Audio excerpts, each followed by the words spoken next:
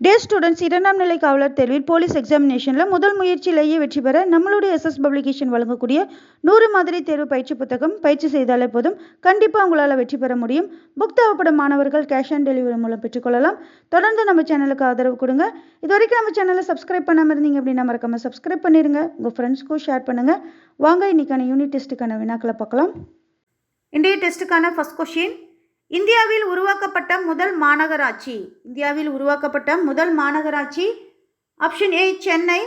Second question, Chennai மாநகராட்சி உருவாக்கப்பட்ட ஆண்டு. சென்னை மாநகராட்சி உருவாக்கப்பட்ட ஆண்டு ஆப்ஷன் பி 1688. தேர்ட் கொஸ்டின், நகர்ப்புற நிர்வாக பிரிவுகளில் சரியானது. நகர்ப்புற நிர்வாக பிரிவுகளில் சரியானது ஏ மாநகராட்சி, பி நகராட்சி, சி பேரூராட்சி, டி அனைத்தும் சரி. சரியான விட ஆப்ஷன் டி அனைத்தும் சரி. ஃபோர்த் கொஸ்டின், கிராமப்புற நிர்வாக பிரிவுகளில் பொருந்தாதது. கிராமப்புற நிர்வாக பிரிவுகளில் பொருந்தாதது ஆப்ஷன் பி பேரூராட்சி. ஃபிஃப்த் கொஸ்டின், 1,00,000க்கும் அதிகமான மக்கள் தொகையை கொண்டது. 1,00,000க்கும் அதிகமான மக்கள் தொகையை கொண்டது ஆப்ஷன் பி நகராட்சி. சிக்ஸ்த் கொஸ்டின், நகராட்சிகள் அதிகம் உள்ள மாவட்டம். நகராட்சிகள் அதிகம் உள்ள மாவட்டம் option C Kanchipuram. Seventh question, தமிழ்நாட்டில் முதலில் உருவாக்கப்பட்ட நகராட்சி. தமிழ்நாட்டில் முதலில் உருவாக்கப்பட்ட நகராட்சி option D Walajapet. Eighth question, இந்தியாவில் முதன்முறையாக பேரூராட்சி என்ற உள்ளாட்சி அமைப்பு அறிமுகப்படுத்தப்பட்ட மாநிலம். இந்தியாவில் முதன்முறையாக பேரூராட்சி என்ற உள்ளாட்சி அமைப்பு அறிமுகப்படுத்தப்பட்ட மாநிலம் ஆப்ஷன் சி தமிழ்நாடு.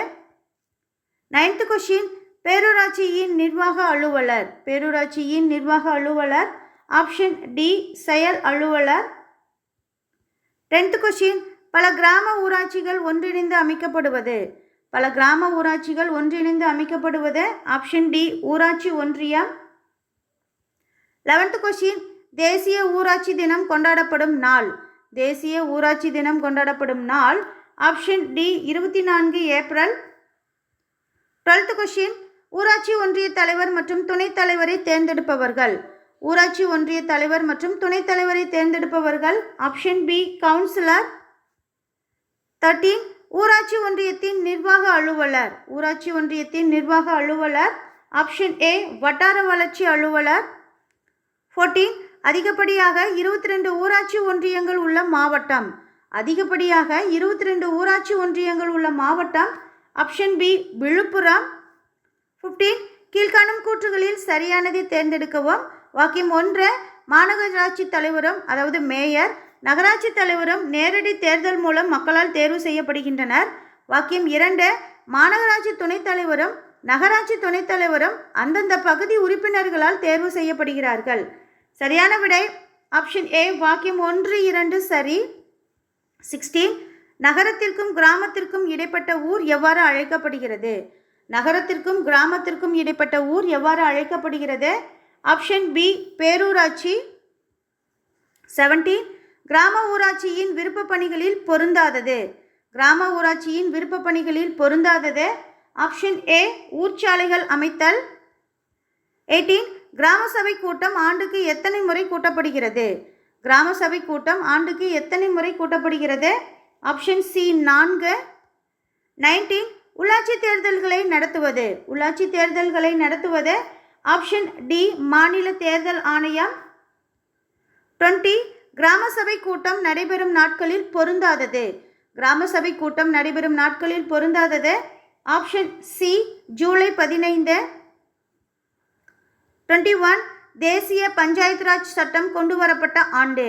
தேசிய பஞ்சாயத்து ராஜ் சட்டம் கொண்டு வரப்பட்ட ஆண்டு ஆப்ஷன் டி 24 ஏப்ரல் 1992. 22, உள்ளாட்சி பிரதிநிதிகளின் பதவிக்காலம். உள்ளாட்சி பிரதிநிதிகளின் பதவிக்காலம் ஆப்ஷன் சி 5 ஆண்டுகள். 23, சுமார் 10,000 மக்கள் இருந்தால் அப்பகுதி எவ்வாறு அழைக்கப்படுகிறது. சுமார் 10,000 மக்கள் இருந்தால் அப்பகுதி எவ்வாறு அழைக்கப்படுகிறது ஆப்ஷன் பி பேரூராட்சி. 24, மாநகராட்சியின் தலைவர் டேஸ் என அழைக்கப்படுகிறார். மாநகராட்சியின் தலைவர் எவ்வாறு அழைக்கப்படுகிறார் ஆப்ஷன் ஏ மேயர். 25, உள்ளாட்சி அமைப்பு யாருடைய காலத்தில் உச்சநிலை அடைந்தது. உள்ளாட்சி அமைப்பு யாருடைய காலத்தில் உச்சநிலை அடைந்தது ஆப்ஷன் பி பிற்கால சோழர்கள்.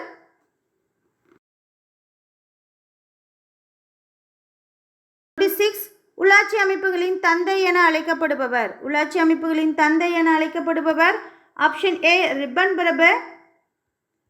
27 மாகாணங்களில் தன்னாட்சியை அறிமுகப்படுத்திய சட்டம். மாகாணங்களில் தன்னாட்சியை அறிமுகப்படுத்திய சட்டம் ஆப்ஷன் டி 1935 இந்திய அரசு சட்டம். 28 தேசிய நீட்டிப்பு சேவை தொடங்கப்பட்ட ஆண்டு. தேசிய நீட்டிப்பு சேவை தொடங்கப்பட்ட ஆண்டு ஆப்ஷன் ஏ 1953. 29 கிராம உள்ளாட்சி அமைப்புகளுக்கு மக்களால் தேர்ந்தெடுக்கப்படும் பிரதிநிதிகளில் சரியானது. கிராம உள்ளாட்சி அமைப்புகளுக்கு மக்களால் தேர்ந்தெடுக்கப்படும் பிரதிநிதிகளில் சரியானது ஏ ஊராட்சி மன்ற தலைவர், பி பகுதி உறுப்பினர்கள், சி கவுன்சிலர், டி அனைத்தும் சரி. சரியான விடை ஆப்ஷன் டி அனைத்தும் சரி. 30 73 மற்றும் 74வது அரசியலமைப்பு திருத்தச் சட்டங்கள் இயற்றப்பட்ட ஆண்டு. 73 மற்றும் 74வது அரசியலமைப்பு திருத்தச் சட்டங்கள் இயற்றப்பட்ட ஆண்டு ஆப்ஷன் பி 1992. 31 கிராம சபை கூட்டங்கள் நடைபெறும் நாட்களில் சரியானது. கிராம சபை கூட்டங்கள் நடைபெறும் நாட்களில் சரியானது 1 ஜனவரி 26 குடியரசு தினம், 2 மே 1 உழைப்பாளர் தினம், 3 ஆகஸ்ட் 15 சுதந்திர தினம், 4 அக்டோபர் 2 காந்தி பிறந்த தினம். சரியான விடை ஆப்ஷன் டி 1 2 3 4 சரி. 32 தமிழ்நாடு பஞ்சாயத்து ராஜ் சட்டம் இயற்றப்பட்ட ஆண்டு. தமிழ்நாடு பஞ்சாயத்து ராஜ் சட்டம் இயற்றப்பட்ட ஆண்டு ஆப்ஷன் சி 1994. 33 மாநகராட்சியின் நிர்வாக அலுவலர். மாநகராட்சியின் நிர்வாக அலுவலர் ஆப்ஷன் டி மாநகராட்சி ஆணையர். 34 தமிழ்நாட்டில் உள்ளாட்சி அமைப்புகள் இருந்ததை பற்றி கூறும் கல்வெட்டு. தமிழ்நாட்டில் உள்ளாட்சி அமைப்புகள் இருந்ததை பற்றி கூறும் கல்வெட்டு ஆப்ஷன் பி உத்திரமேரூர் கல்வெட்டு. 35 மதராஸ் கிராம பஞ்சாயத்து சட்டம் இயற்றப்பட்ட ஆண்டு. மதராஸ் கிராம பஞ்சாயத்து சட்டம் இயற்றப்பட்ட ஆண்டு ஆப்ஷன் ஏ 1950. 36 ஊராட்சி ஒன்றியத்தின் பணிகளில் சரியானது 1 குடிநீர் வழங்கல், 2 கிராம சுகாதார நிலையங்கள் பராமரிப்பு, 3 சாலைகள் பராமரிப்பு, 4 மகப்பேறு விடுதிகளை நிறுவுதல். சரியான விடை ஆப்ஷன் டி 1 2 3 4 சரி. 37 சுதந்திர இந்தியாவில் கிராம குடியரசு எனும் பஞ்சாயத்துகளை உருவாக்க கனவு கண்டவர். சுதந்திர இந்தியாவில் கிராம குடியரசு எனும் பஞ்சாயத்துகளை உருவாக்க கனவு கண்டவர் ஆப்ஷன் ஏ காந்தியடிகள்.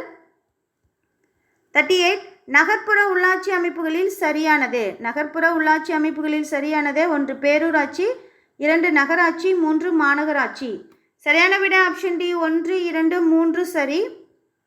39 நகராட்சியினை நிர்வாகம் செய்பவர். நகராட்சியினை நிர்வாகம் செய்பவர் ஆப்ஷன் பி நகராட்சி ஆணையர். 40 உள்ளாட்சி அமைப்புகளின் தேர்தல்களை நடத்துவது. உள்ளாட்சி அமைப்புகளின் தேர்தல்களை நடத்துவது ஆப்ஷன் பி மாநில தேர்தல் ஆணையம். 41 அரசுக்கும் மாநகராட்சி உறுப்பினர்களுக்கும் இடையே ஒரு இணைப்பு பாலமாக செயல்படுபவர்.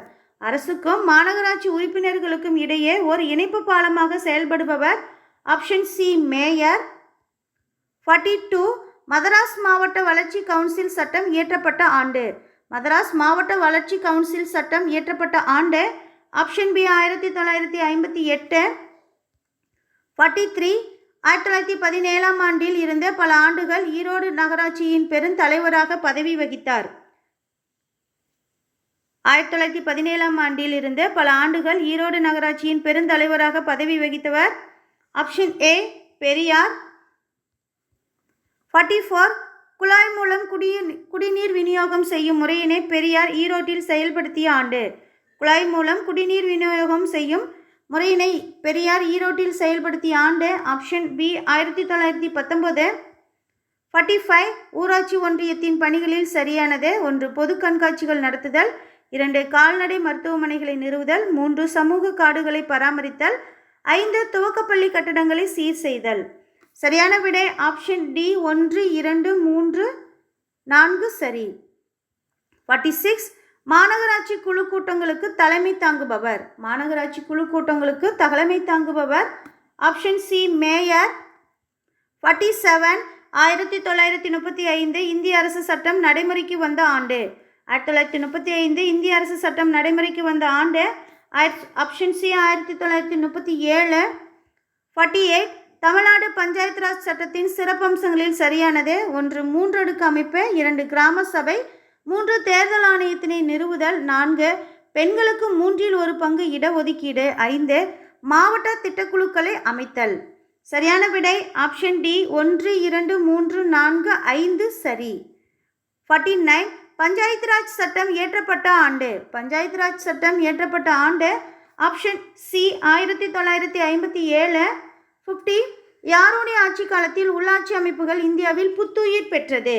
யாருடைய ஆட்சி காலத்தில் உள்ளாட்சி அமைப்புகள் இந்தியாவில் புத்துயிர் பெற்றது? Option A ribbon Prabhu,